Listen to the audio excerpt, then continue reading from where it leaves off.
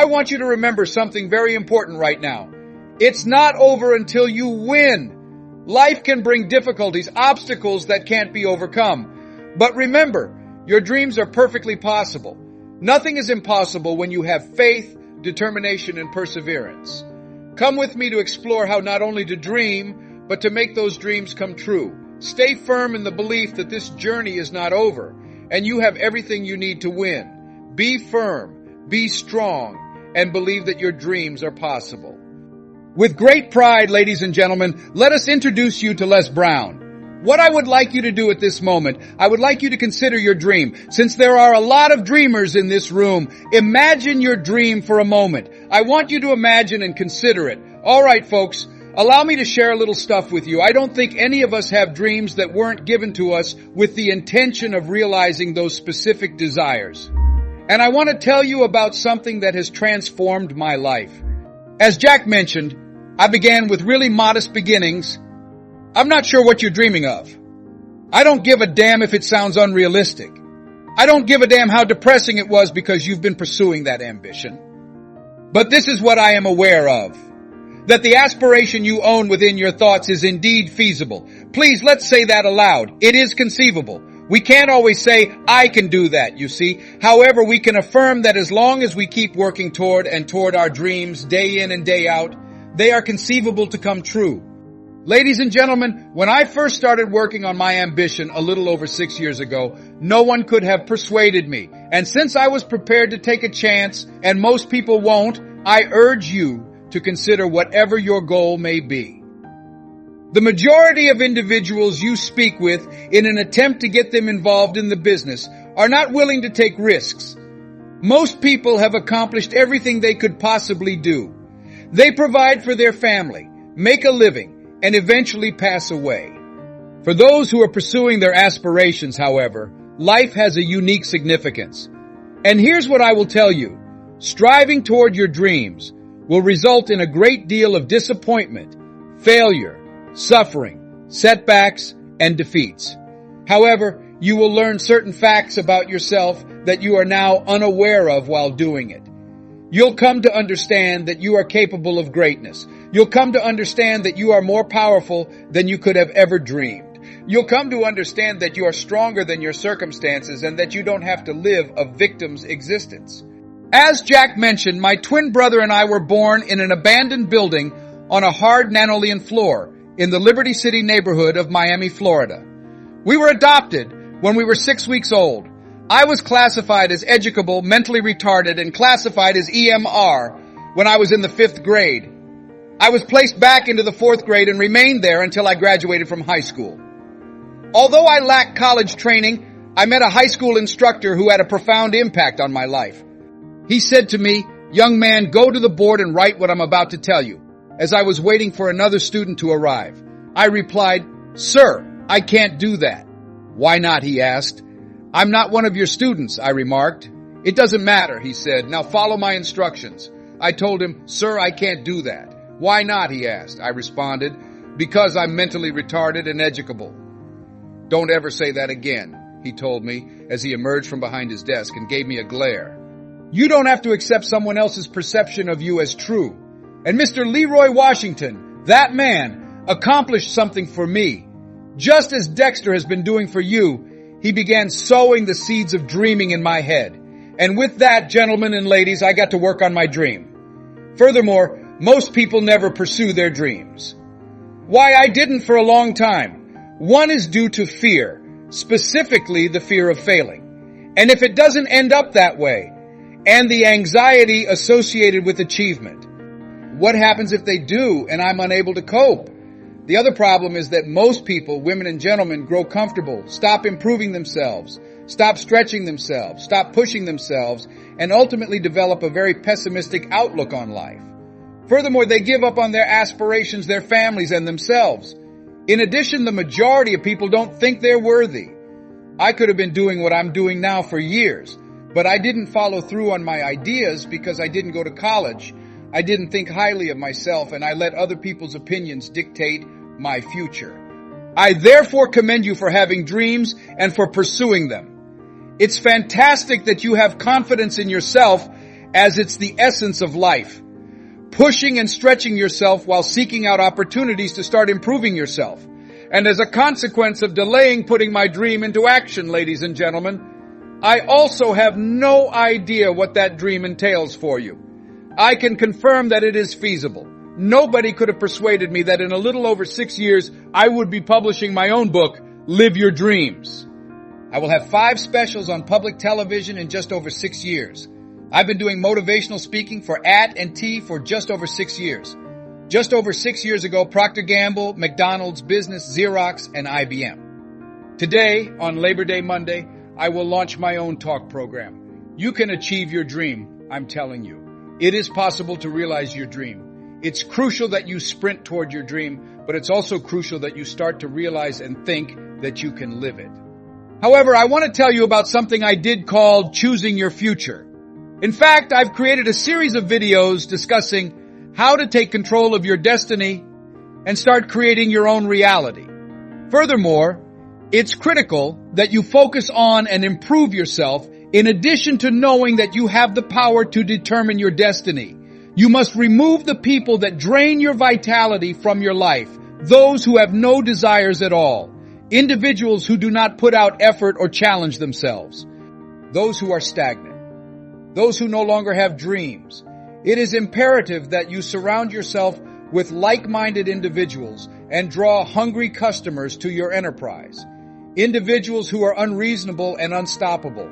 People who want more out of life and who are unwilling to leave it as it is. Birds of a feather, as my mother used to say, flock together. You will become a loser if you hang around with losers. You have to remove the losers from your life in order to fulfill your dreams. It's important to understand that not everyone will see it, not everyone will follow you, and not everyone will share your vision. It's important to understand that while many people like whining, they are unwilling to take action to improve their circumstances, that you belong to a rare breed.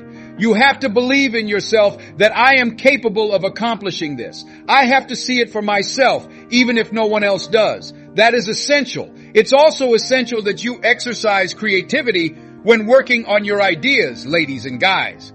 That you are aware of how critical it is to adapt and change up your tactics.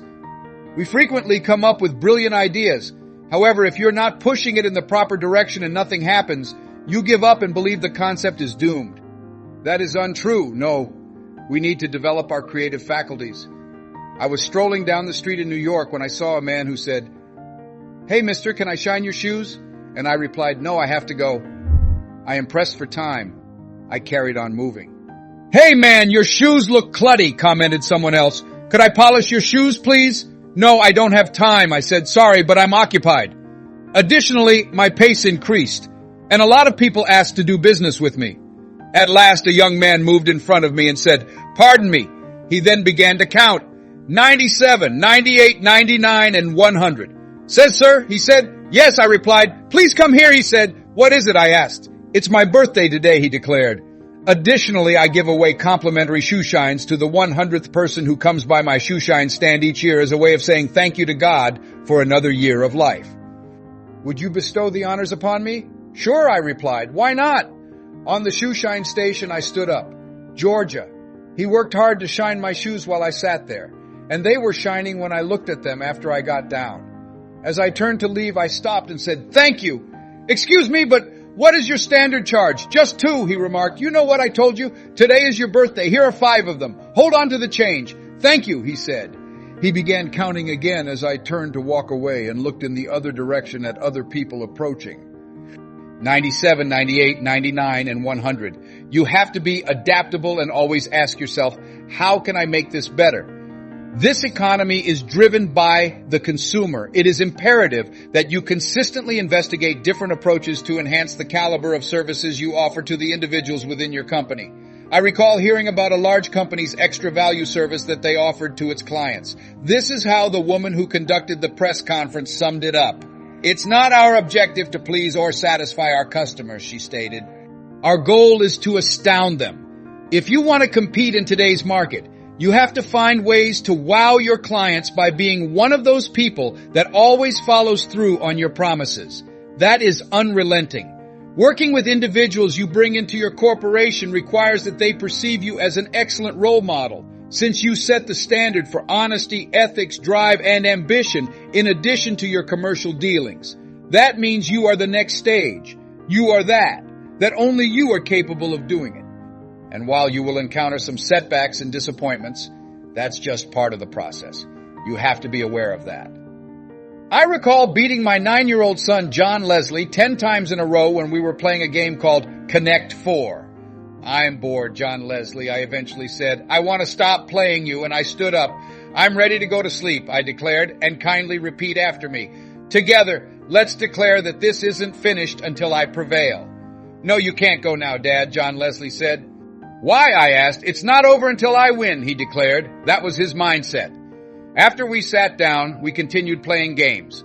Finally, John Leslie emerged victorious in the 11th game. With a yawn, he stood up and declared, I'm ready to go to sleep now. And I'm asking you, what if we all adopted that mindset the next time we get a no, or get rejected, or when we have a meeting and nobody shows up, or someone says, you can count on me, but they fail to deliver? What happens if we adopt that mindset? The reason took possession again.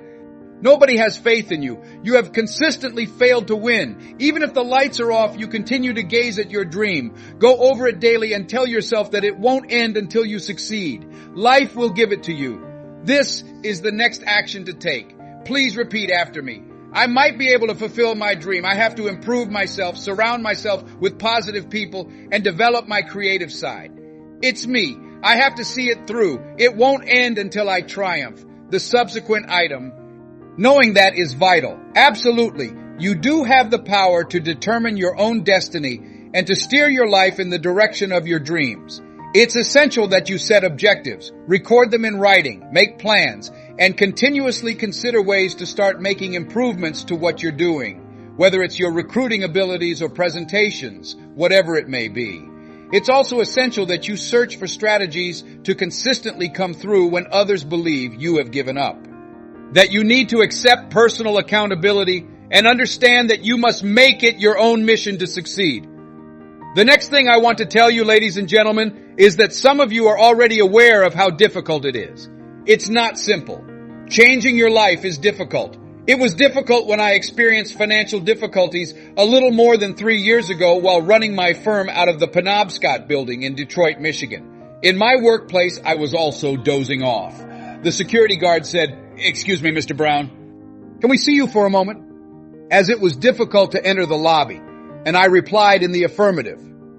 When I approached the counter, he handed me an envelope. "Would you mind reading it here?" he said. I read the envelope, which said, "This is an office tower," and it was from management. "This isn't a lodging facility. Do not sleep in your office, please." "Excuse me, sir," I said, "I just put in a lot of overtime to build my company. As an entrepreneur, things are difficult for me today, but they won't stay this way forever. And all I asked for was the chance to carry on doing what I'm doing. I'm not attempting to settle here."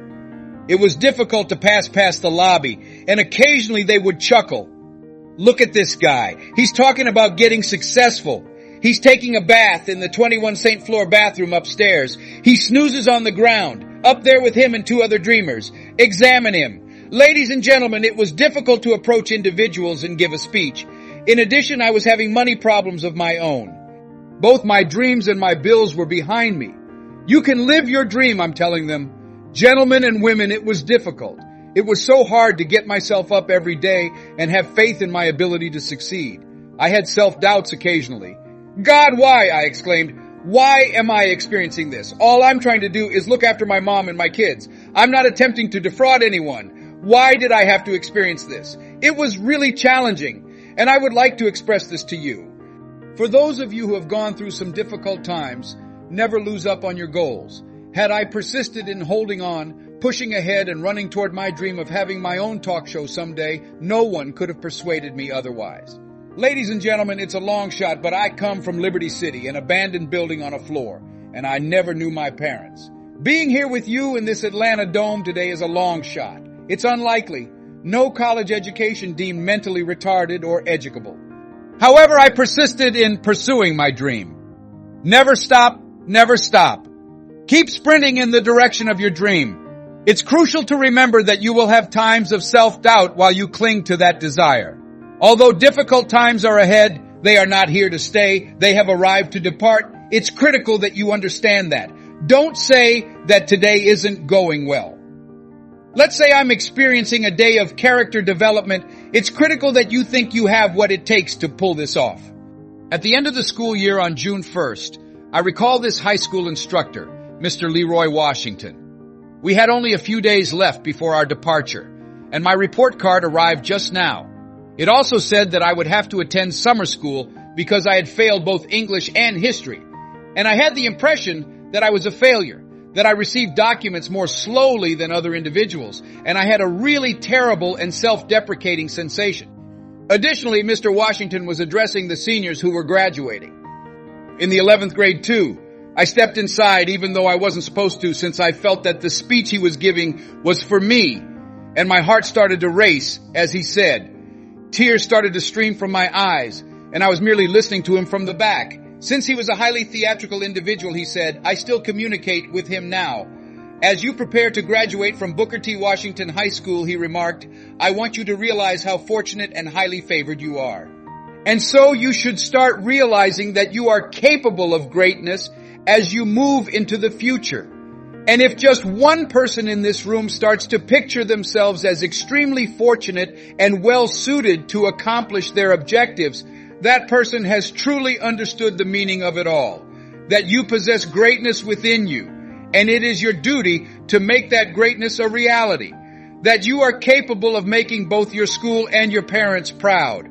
The world will never be the same again because of the impact you have on millions of lives. And he received a thunderous standing ovation from the students. I chased after him as he fled out of the auditorium, catching up with him in the parking lot. Mr. Washington, I said. Yes, he replied. Do you remember me, sir? I said. No, he replied. My name is lesbrown, I said. This is where my mother works at the cafeteria. Leslie and Wesley are the twins, including myself. But you know I got these big dreams, I said to Mr. Washington. I enjoy conversing with people, you know. I adore people. I want to work with people, I declared, and I have this goal of owning a house for my mother. Please allow me to do that, Mr. Washington. It's feasible, Mr. Brown, he said. I called him again as he was leaving. Mr. Washington, I said. What do you want now, he asked. I responded, Are you sure, sir? I declared, I'm the one. Do you recall me, sir? I am the boy of Miss Mamie Brown. It's me, dude. It's me, dude. And you have to believe that's it. It's the reason you're here, as you are the singular entity. And I recall that Sunday afternoon in Miami, Florida, when PBS aired my special, You Deserve It. He watched the show after I told him to tune in by phone with some buddies. When I answered the phone when he contacted me in Detroit, I said, Hello, please let me talk to Les Brown, he said. Who's calling, I asked. You know who this is, he said. Oh, Mr. Washington, it's you, I said. You were the one, didn't you, he said. Yes, sir, I said. And you were so crazy, he added. It's not going to be simple, ladies and gentlemen, I remarked, knowing that I'm affluent now. It was difficult to lie on the Penobscot building's floor while thinking and gazing out the window. I remember asking myself, Les, can you do this? Could you please make this happen? I used to spend all day listening to tapes including motivational speakers like Dennis Waitley, my great friend Zig, and Dr. Norman Vincent Peale, as well as decks stating, don't let anybody take your dream. I used to think, am I capable of doing this? And I felt something tell me that you're the one. You are the one. Ladies and gentlemen, allow me to share something with you. Write down at least 5 reasons why you deserve your dream, why you won't give up, what will make you unstoppable, and why you must be unreasonable while you're here and before you return to your separate cities and communities, because you can't accomplish it today, according to reasonable and practical reasoning. However, you must be an unreasonable person if you wish to achieve irrational outcomes in your life, such as fulfilling your dreams and controlling your own fate. You must be a unique individual, so put your motivations for coming here in writing. Buying my mother a house was my first big objective. And ladies and gentlemen, allow me to tell you something. What will reason do? Les Nietzsche once remarked, you can endure almost anything if you know why you're doing it. By that, what do you mean? Knowing why you're doing something can help you when the tough times, which they will come, as well as the truckloads of disappointments and rejections that await you. Your rod and staff will be there to support you and help you get back up. One of my recordings has a proverb that I have. Try to land on your back if life knocks you down. Since you can stand up if you can glance up, give yourself permission to climb back up. She got out of the car when I bought the house from my mother, I recall. I whispered to my mother, I think I know these people in this house, as I opened the door. That was my first big objective. Then I was unable to hide it any longer.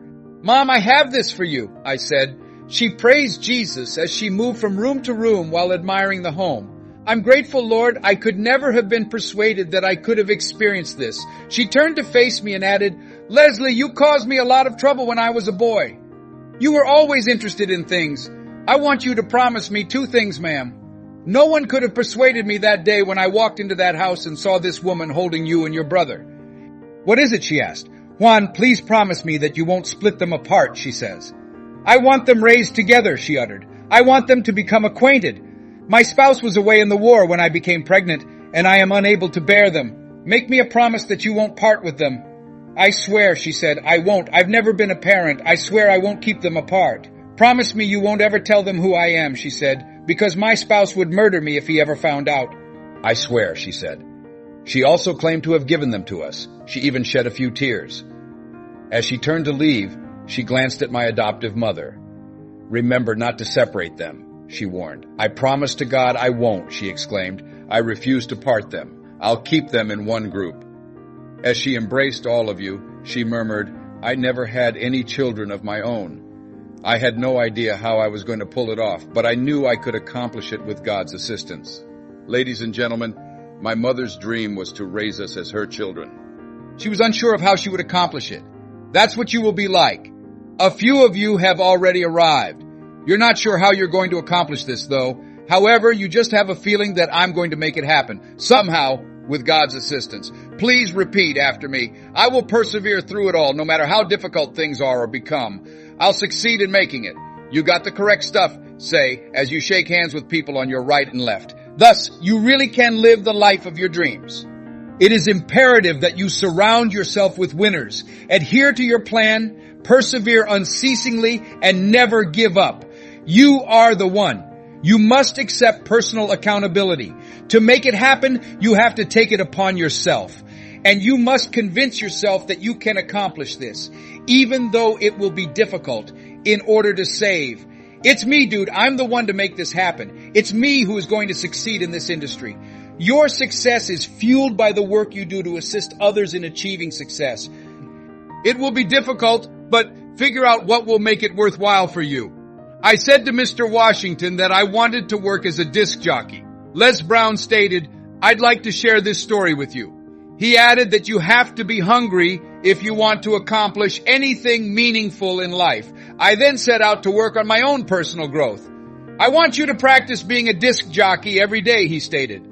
I replied, however, I'm not working right now. It doesn't matter, he said. According to him, it is preferable to be ready for an opportunity and not have one than to have one and not be ready for it. I therefore work to better myself every day, and you too need to do the same. In the process of bettering myself, I also submitted an application to become a disc jockey, WMB. Here I am on Miami Beach. I visited Milton Butterball, a man. How are you doing, Mr. Butterball? I asked. My dream job would be disc jockey. He asked, glancing at me. Have you ever worked in broadcasting? No, sir, I don't, I said. Do you have any experience in journalism? No, sir, I don't, I said. We don't have any employment available, he said. Yes, sir, I said. Don't take it personally, Mr. Washington advised me when I went back to him. Most people are so negative, he remarked, that it will take them 7 no's before they say yes. Go back again, he said. So I made another trip back. How are you doing, Mr. Butterball? I asked. Lesbrown is my name. I know what your name is, he continued. What are your desires? I said, may I inquire about your employment status? This jockey here, mate. Did I not tell you yesterday that we had no jobs, he asked. I acknowledge that, sir, but I couldn't tell you if someone was fired or laid off. No one was taken off the flames, he said. Now leave this place. I return the following day. Good day, Mr. Butterball. How are you today? All right, he said. Right now, what do you want? I said, sir, could you tell me if you have a job? I told you we had no jobs for the past 2 days, didn't I? Yes, sir, I said. but I'm not sure if someone became ill or passed away. Nobody fell ill or died, he claimed. Don't return here at this time, and expelled me once more. The following day, I returned as though it was my first time meeting him. Hello, Mr. Butterball, how are you? I said. He gave me a furious glare. Go grab me some coffee, he said. Yes, sir, I said. I proceeded to fetch him a cup of coffee. After a while, I would bring them lunch and dinner, walk into the control rooms, fetch the food for the disc jockeys, and stay there until they asked me to. Afterwards, they had begun to rely on me to pick up visiting performers. Performers such as Donna Ross, the Supremes, and the Fort Thompson are examples of entertainers. I would take them on a drive around Miami Beach. Then there are the DJs, large, lengthy Cadillacs. Despite not having a driver's license, I drove as though I did.